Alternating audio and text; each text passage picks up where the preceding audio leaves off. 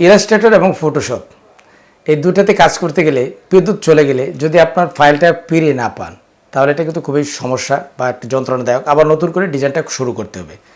আমি আজকে আপনাদের দুটি প্রসেস দেখাবো এবং এই প্রসেসটুকু যদি আপনি অবলম্বন করেন তাহলে আপনার বিদ্যুৎ চলে গেলেও আপনার ফাইলগুলি আপনি যে ডিজাইনটি করবেন সেই ডিজাইনটি অটোমেটিকলি আপনার ওই অ্যাপসগুলিতে ফটোশপ এবং ইলাস্ট্রেটর দুটাতেই সেভ থাকবে।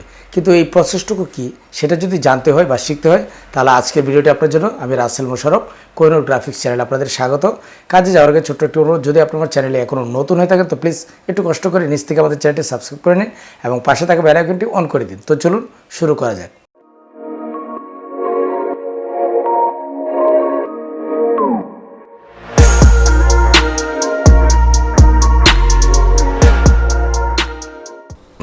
আজকে যে টপিকটি নিয়ে হাজির হয়েছি সেটি যে কতটুকু গুরুত্বপূর্ণ যারা ডিজাইন করেন তারাই কেবল বলতে পারবেন। এখানে দেখেন আমার 3টি ফাইল ওপেন আছে। এখন একটি ডিজাইন করতে কিন্তু অনেক সময় লাগে, তাই না? এখন কোনো কারণে আপনি সেভ দেন নাই বা কাজ করতেছেন, এই মুহূর্তে কোনো একটা কারণে আপনার পিসিটা বন্ধ হয়ে গেল বা বিদ্যুৎ চলে গেল, তখন কিন্তু আপনার যে ফাইল এই কাজগুলি কিন্তু আপনার থাকবে না, ডিলিট হয়ে যাবে। যারা এই কৌশলটা জানেন তাদের জন্য কিন্তু কোনো সমস্যা না, কিন্তু যারা জানেন না তাদের জন্য সমস্যা।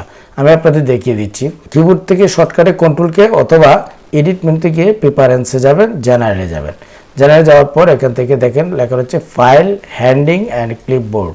এখানে দেওয়ার পর সবার উপরে দেখেন একটি অপশান আছে automatically save recovery data entry. দেওয়ার পর এখান থেকে আপনি ওই যে 5 মিনিটস দিয়ে দেবেন। 5 মিনিটস দিয়ে দেওয়ার পর আমরা এখান থেকে 5 মিনিটস দেবো। 5 মিনিটস দিয়ে ওকে দিয়ে দিব। ওকে দিয়ে দেওয়ার পর এখন যদি আমরা ফাইলটি ইলাস্ট্রেটরটাকে ক্লোজ করে দিই অনাকাঙ্ক্ষিতভাবে, ধরেন আমি বন্ধ করে দিলাম ইলাস্ট্রেটর ইন টেক্সট। আবার যদি ইলাস্ট্রেটর ফাইলটি আমি ওপেন করি, এই যে দেখেন ম্যাজিকের মতো আপনার সামনে একটি অপশান চলে এসেছে।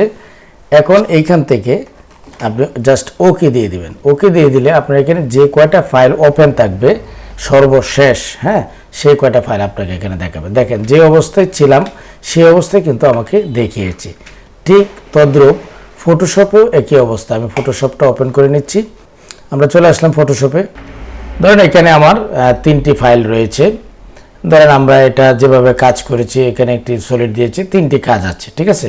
এখন আপনাদের যেটি করতে হবে সেটা হচ্ছে সেম ইলাস্ট্রেটরের মতো। ধরেন কোনো কারণে এখন বিদ্যুৎ চলে গেল।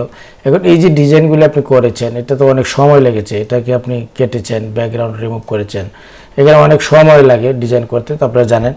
এখন যদি ওই অপশানটি যদি ওপেন না থাকে তাহলে কিন্তু আপনার কাজ করাটা আসলে খুবই কষ্টকর যারা ডিজাইন করেন।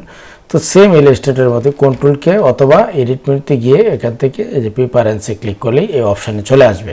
তারপর ফাইল হ্যান্ডিংয়ে যাবেন। এখানে দেখেন আমাদের টিক চিহ্ন দেওয়া রয়েছে, আমরা এটা আনচেক করলাম না। তো এটা যদি আনচেক করা থাকে এরকম, তাহলে আপনি টিক চিহ্ন দিয়ে দেবেন, এখানে 5 মিনিটস দিয়ে দেবেন, ওকে দিয়ে দেবেন। এখন যদি কোনো কারণে আপনার বিদ্যুৎ চলে যায় বা কোনো কারণে আপনার ফাইলটি ক্লোজ হয়ে যায়, ঠিক আছে? ধরেন আমরা এটাকে বন্ধ করে দিলাম। বন্ধ করে দেওয়ার পর এখন যদি আপনার এই ফটোশপ আবার ওপেন করেন দেখবেন আপনার সামনে ওই ফাইলগুলি চলে আসছে। তো ভিউয়ার্স, যারা ডিজাইনের কাজ করেন তাদের জন্য তো আজকের ভিডিওটি বুঝতে পারছেন কতটুকু গুরুত্বপূর্ণ।